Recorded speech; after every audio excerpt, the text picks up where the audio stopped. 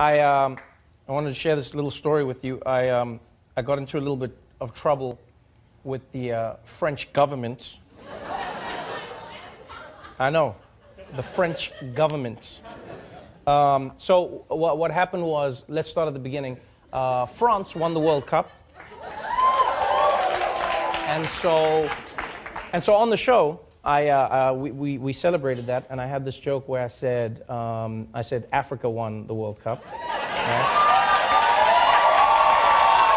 Yeah. And I was shocked at how angry a lot of French people got.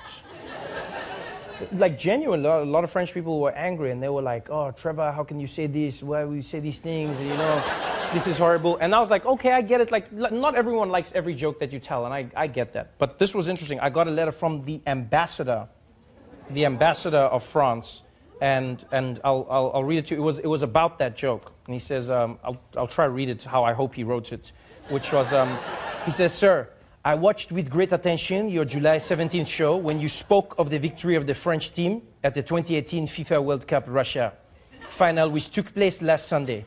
I heard your words about an African victory. Nothing could be less true." Now, first of all, I think it could have been less. I could have said they were Scandinavian. That would have been less true. That would have been less true. He says, "As many of the players have already stated themselves, their parents may have come from another country, but the great majority of them, all but 2 out of 23, were born in France. They were educated in France. They learned to play soccer in France. They are French citizens. They are proud of their country, France. The rich and various backgrounds of these players is a reflection of France's diversity. France is indeed," now that line there was interesting, "the rich and various backgrounds of these players is a reflection of France's diversity." Now, I'm not trying to be an asshole, but I think it's more a reflection of France's colonialism.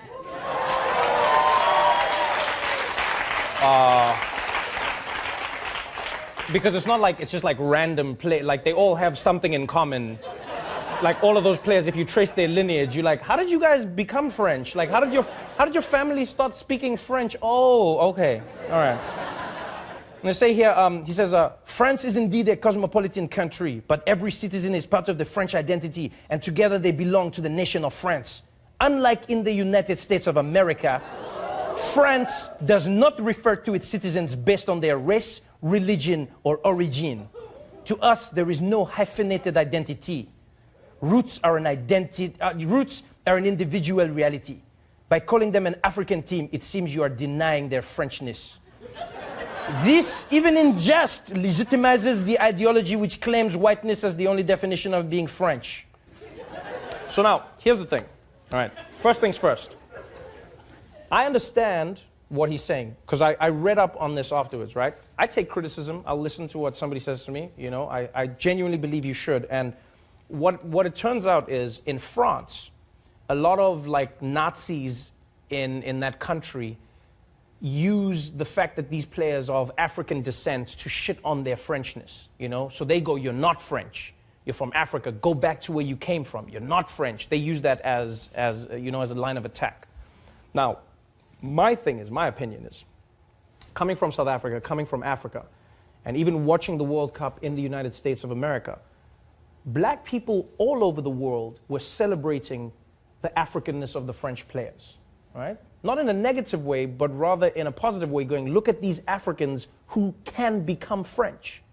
You know what I mean? It's a celebration of that achievement. And so this is what I find weird in these arguments, is that people go, "They're not African, they're French."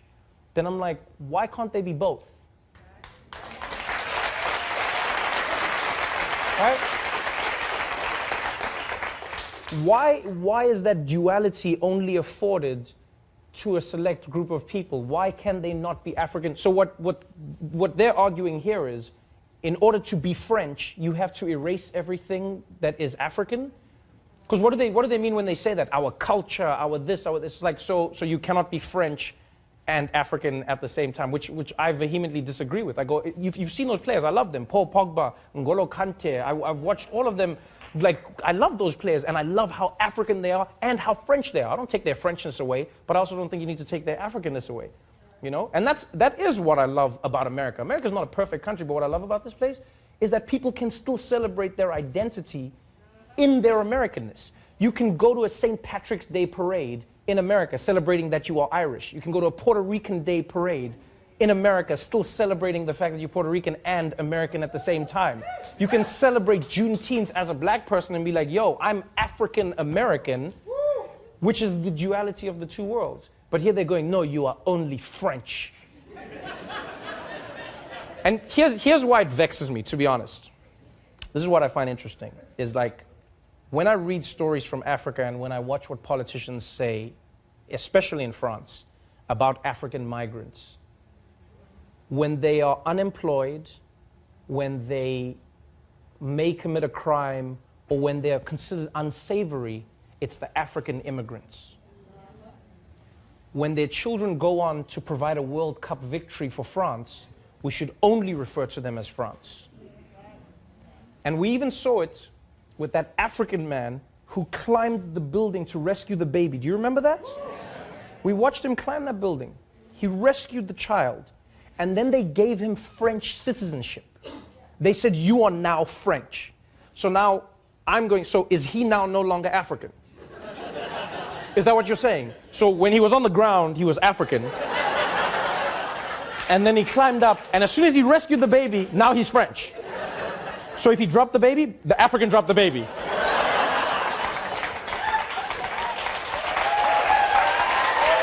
Like,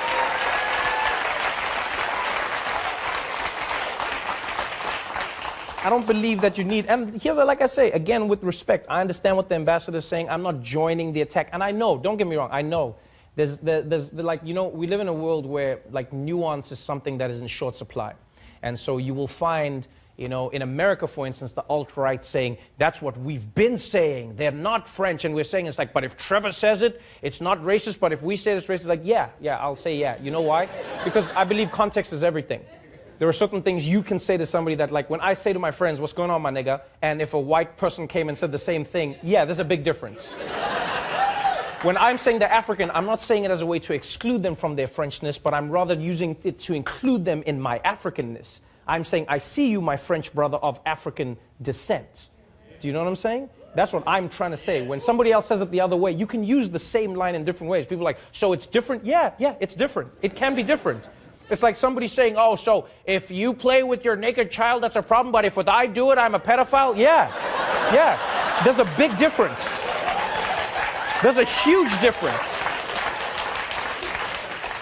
So I will continue to praise them for being African because I believe that they are of Africa, their parents are from Africa, and they can be French at the same time.